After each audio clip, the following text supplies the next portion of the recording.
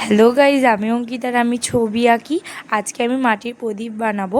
তো আমি প্রথমেই মাটি মেখে নিলাম, নিয়ে মাটিটা একটু লম্বা মতো করে নিয়েছি। তো এবারে আমি এগুলো কেটে নিচ্ছি। আজকে আমি 14 প্রদীপ বানাবো, কারণ আজকে ভূত চতুর্দশী।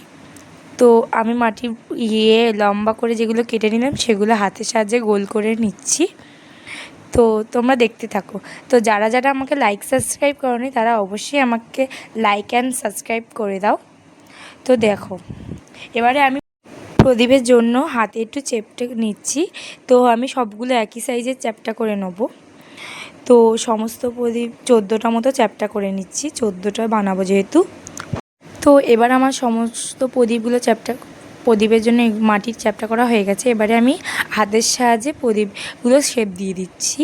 তো তোমরা দেখো, এটা একটু পজ করে দেখে নিলেই তোমরা ভালো করে বুঝে যাবে। তো আমি এভাবে প্রদীপের শেপটা দিয়ে দেওয়ার পর এগুলো কুলোর ওপর বসিয়ে দেবো। এবারে আমি আলতো করে প্রদীপটাকে তুলে কুলোর ওপর বসিয়ে নিচ্ছি। তো এবার আমি জল দিয়ে সমান করে নেব।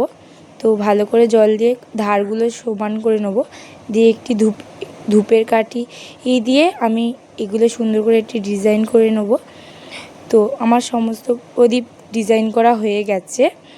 এবার আমি সন্ধেবেলা প্রদীপগুলো জ্বালাবো। তো আমি প্রথমে সলতে বানিয়ে নিলাম, দিয়ে এবার এর মধ্যে সমস্ত প্রদীপে ঘি ঢেলে নেব। তো সমস্ত প্রদীপে আমার ঘি ঢালা হয়ে গেছে। তো এবারে আমি মোমবাতি দিয়ে জ্বালিয়ে নেব।